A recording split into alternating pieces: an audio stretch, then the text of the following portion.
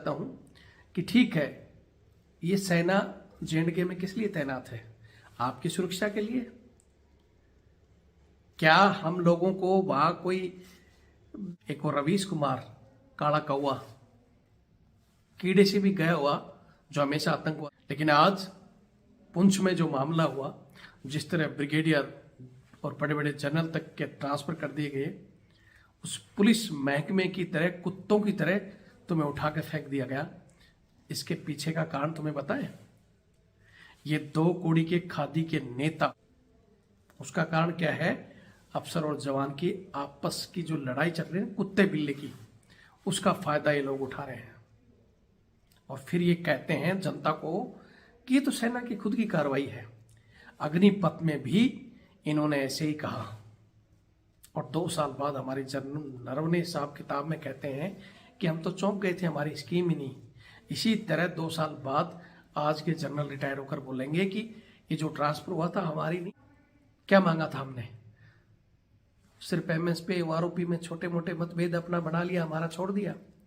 हम क्या मांग करते हैं कि ये जो जवान को गुलामी कराते हो, सहायक प्रथा छोड़ दो, जवान से घरेलू काम छोड़ दो, जवान को भी बराबर रिस्पेक्ट दो। अगर आज हमें इस रिस्पेक्ट मिली होती, हम तुम्हारे साथ होते, तो इनकी औकात थी कि तुम्हें को उठा के फेंक दे। जय हिंद, जय भारत, वंदे मातरम। मैं रविंद्र फौजी आज ये वीडियो मैं बना रहा हूं मेरी भारतीय सेना के लिए। आज हमारे अधिकारियों का स्तर इस तरह गिर गया है कि सेना गर्त में जा रही है, लेकिन वो चुप है और उनकी ये चुप्पी सेना को कमजोर कर देगी।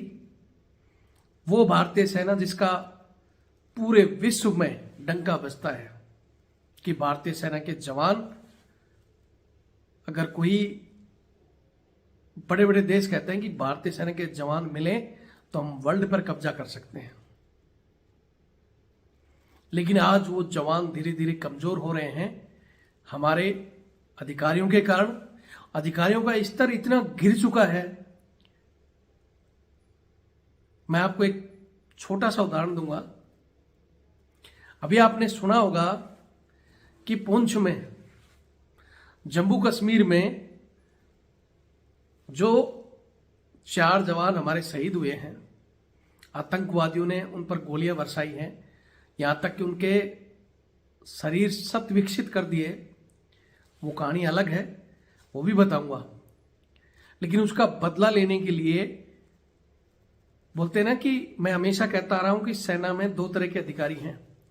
एक तो रॉयल खानदान के अधिकारी आज भी हैं, ईमानदार अधिकारी आज भी हैं, जिनसे सेना की नींव टिकी हुई है, जो जवान के लिए जान छिड़कते हैं। लेकिन जो अधिकारी जवानों का बदला लेने के लिए उन्होंने रणनीति बनाई और रणनीति के तहत उन्होंने पूरा इलाका सील किया कि हम किसी भी तरह हमारे जवानों का बदला लेंगे और आतंकवादियों को बाहर नहीं जाने देंगे। अब जब सेना काम करती है, और आपने सुना होगा कि वहां जिन लोगों पर शक था, 8 लोगों को उठाया गया, सख्ती से उनके साथ पूछताछ की गई और इस दौरान हादसे में या कैसे भी 3 सिविलियनों की डेथ होती है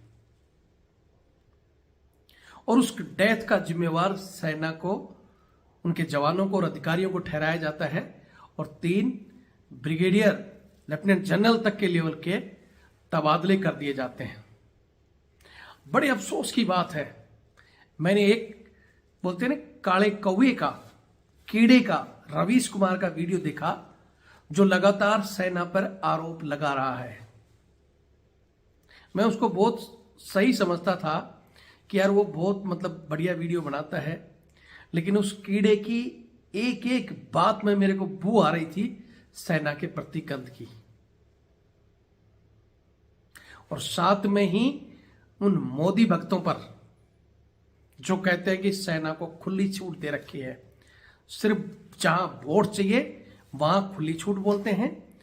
ये कोई नहीं कहेगा कि आज सेना के बड़े बड़े अधिकारियों का तबादला हुआ इस घटना के पीछे। इस वीडियो को मेरे जेएंडके के भाई, मेरी भी सर्विस जेएंडके की 7 से 8 साल सर्विस मैंने जेएंडके में की है, और जिसमें से भी 4 साल पुंछ राजौरी वही इलाका में मैं सर्विस कर चुका हूं। मैं जानता हूं वहां की हर एक रग रग को, वहां के हर एक भाई जो अच्छे लोग हैं उनसे मैं कहना चाहता हूं कि ठीक है, ये सेना जेएंडके में किस लिए तैनात है? आपकी सुरक्षा के लिए। क्या हम लोगों को वहां कोई जमीन बट रही है हमारी? हम इस देश के लिए, सरहद के लिए और वहां के प्रत्येक नागरिक की सुरक्षा के लिए तैनात हैं। वो आतंकवादी पता नहीं कितने ही निर्दोष लोगों को मार देते हैं, फिर भी चंद लोग उनका सपोर्ट करते हैं। मैं फिर कह रहा हूं कि जेएंडके में चाहे वो हिंदू हो, मुसलमान हो, मैं खुद 8 साल रहा हूं और 4 साल इसी पुंछ इलाके में, और बहुत से मेरे आज भी दोस्त हैं वहाँ। बहुत से जो अच्छे लोग हैं वो हमेशा सेना की इज्जत करते हैं, सेना का सपोर्ट भी करते हैं। अरे तुम्हारे लिए अगर कोई चीज़ वहाँ जवान काम कर रहे हैं और उनके किसी भी सूचना के द्वारा या उनको शक था कि किन्हीं लोगों को उठाया गया, पूछताछ की गई, उसमें कोई ट्रेजेडी हो गई, हादसा हो गया, तो उसका जिम्मेवार आप सेना और उनके अधिकारियों को मानने लगे, जो तुम्हें उस आतंकवाद से निजात दिला रही है, जो दिन रात तुम्हारे लिए कितने ही जवान शहीद हो रहे हैं पता है? वो भी तो किसी के माँ के लाल थे।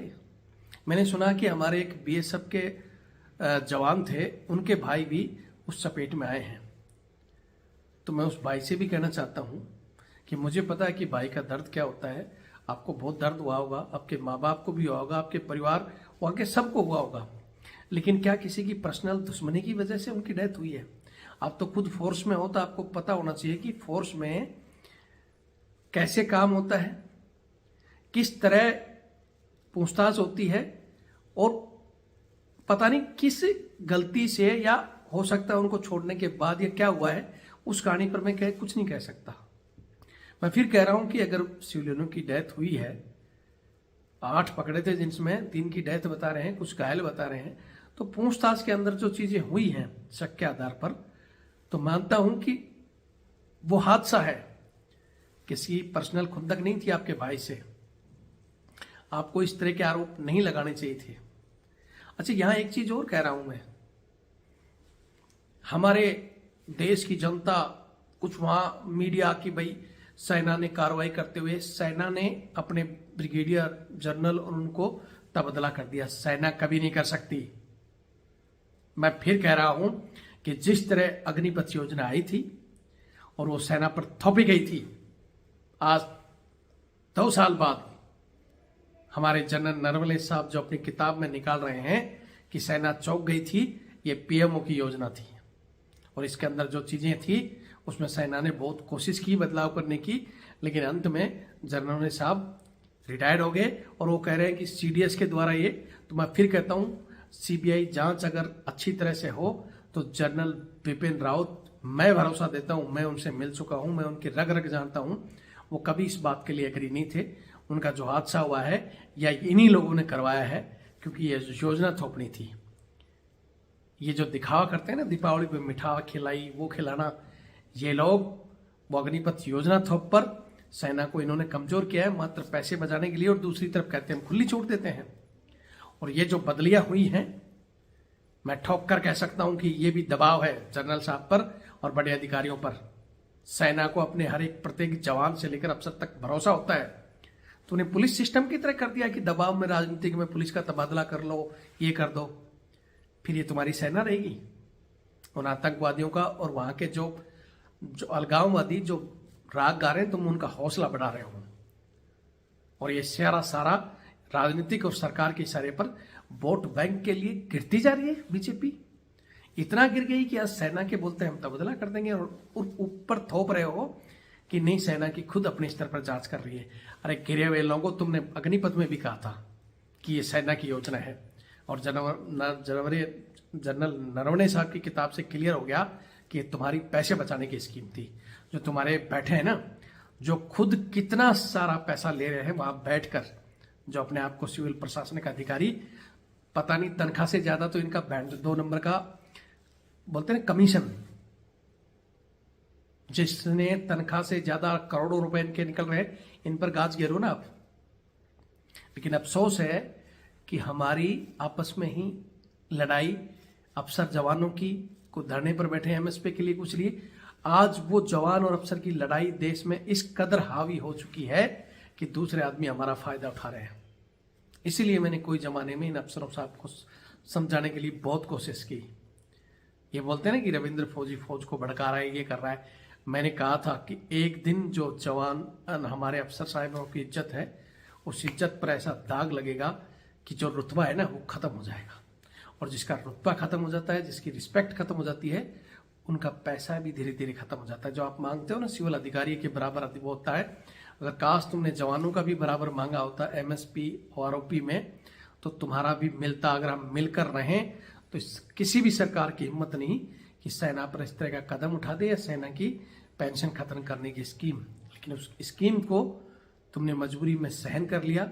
उस स्कीम पे, क्योंकि वो जवानों के लिए थी, अफसरों के लिए नहीं थी। लेकिन आज धीरे धीरे तुम लोग भी भुगतोगे, धीरे धीरे तुम्हारे वेलफेयर भी खत्म होंगे और इसी तरह पुलिस महकमे की तरह कुत्ते की तरह तुम्हारे ट्रांसफर होंगे।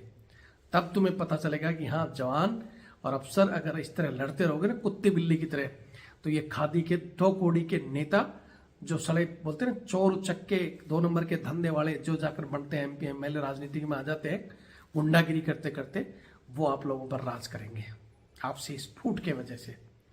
मेरी हमेशा से, मैंने कभी किसी मांग पर नहीं रखा, मैंने ये रखा कि ये तुम सहायक प्रथा छोड़ दो, जवानों से घरेलू काम कराना छोड़ दो, जो उनसे ये जो करवाते हो ना ये छोड़ दो, हम तुम्हारा साथ देंगे। लेकिन हमारे में से ही जो अंदर तुम्हारे बूट पुलिस करते रहे, जो अंदर तुम्हारी चमचागिरी करते रहे, वही लोग आकर अब सिर्फ तनख्वाह बढ़ाने की, ये कर दो वो कर दो, उसकी लड़ाई लड़ रहे हैं। वो भी कभी रिस्पेक्ट की लड़ाई नहीं लड़ते और वो फिर हमारे पर आरोप लगाते हैं। खैर छोड़ो, मैं आज इसमें कुछ खास खुलासा नहीं, मैं इतना ही करना चाहता हूं कि वो अग्निपथ योजना कायरों की तरह सहन कर लिया सेना के अधिकारियों ने, अब तबदले भी सहन करोगे और धीरे धीरे कुत्ते की जैसी कदर हो जाएगी। अभी भी समय है, सुधर जाओ। जेएंडके के भाइयों से या उनसे मैं फिर कहना चाहता हूं कि हम वहां पड़े हैं घर बार छोड़कर, हमारे कितने ही सैनिक शहीद हो रहे हैं, किसके लिए हो रहे हैं? इस सरहद के लिए, देश के लिए, आपके लिए, या कोई अलग से प्रॉफिट है हमारे को मरने का, गोली खाने का? और इस कार्रवाई में काम करते हुए अगर किसी से, मैं फिर कहता हूं कि जांच का विषय है, जांच के तौर पर हो। अगर सेना चाहती तो पुलिस की तरह उन पर हथियार दिखा के तुम्हारे भाई को और उसको 2 मिनट में गुंडा साबित नहीं कर देती क्या? जानते हो ना सारी चीजें कैसी होती है। लेकिन नहीं, ईमानदारी से काम कर रही है, लेकिन उसी पर तुम इस तरह के आरोप लगा रहे हो। और ये सरकार ड्रामा करके हम छूट दे रहे हैं, फलाना कर रहे हैं। मैं फिर कह रहा हूं कि सेना को बर्बाद करने का काम किया अग्निपथ में। वो बच्चे जो आज भी आंदोलन कर रहे हैं, उनके माँ बाप की आंखों में जो आंसू हैं, वो सिर्फ तुम्हारी कारण कि नाजायज उनकी भर्तियां कैंसिल हुई, उनकी ज्वाइनिंग कैंसिल हुई, क्योंकि चंद रुपए और उस रोजगार को दिखाना था कि इस तरह भर्ती कर दो, दिखा देंगे ड्रामा। ये देश, मैं फिर कहता हूं, पता नहीं कब सुधरेगा। और खास करके इसकी जनता जो लॉलीपॉप का झुंझुना पकड़कर,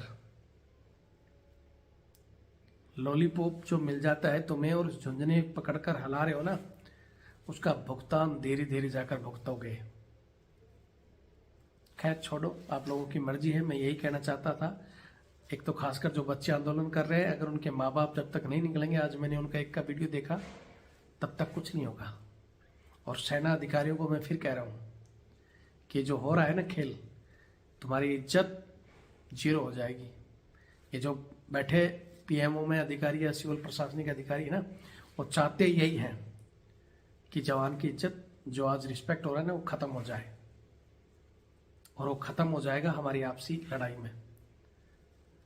मैं मेरे जवान भाइयों से फिर कह रहा हूं कि रविंद्र फौजी लड़ रहा है सबको एक करने के लिए, अपने हकों की और हमारी रिस्पेक्ट के लिए, इस देश के लिए और इस सेना के लिए। मेरी लड़ाई सिर्फ और सिर्फ ये सहायक प्रथा खत्म हो, जवानों को उनका हक मिले और इस तरह के ड्रामे खत्म हो, इसीलिए लड़ाई है। बाकी मेरी किसी अफसर से पर्सनल दुश्मनी नहीं है, मेरा किसी ने कुछ नहीं बिगाड़ा, क्योंकि मैं हमेशा से अपने स्तर पर जो भी काम करता था बिल्कुल फिट करता था। कोई गलत काम मैंने किया नहीं, ना आज करता हूँ, किसी से नहीं डरता हूँ। मौत आनी है, जिस दिन आएगी। और JNK में भी आज भी लोग जानते होंगे, पुंछ में मैंने जैसी ड्यूटी की है, अकेला कहाँ से कहाँ चल जाता था, दम रखता था, और आज भी रखता हूँ। मैं फिर कह रहा हूँ, जो लोग सही हैं, इस रास्ते पर है, चाहते हैं कि सेना मजबूत हो, तो चैनल से जुड़ें, लोगों को जोड़ें, और ज़्यादा से ज़्यादा वीडियो को शेयर करें। और अगर कायरों की तरह ढपली बजानी है तो बजाते रहो, मुझे उससे कोई लेना देना नहीं है। मैं मेरा काम कर रहा हूँ। मैं चाहता हूँ कि जब जाएं तो वो राउडी राठौर की तरह मूंछों पर ताव हो और हंसते हुए जाएं, और 1000 लोग, लाखों लोग याद करें कि हाँ, वतन के लिए कुछ करके गए हैं। बाकी कुत्ते बिल्ली की मौत तो मरना है तो कुत्ते बिल्ली की तरह मरो। जय हिंद, जय भारत, वंदे मातरम।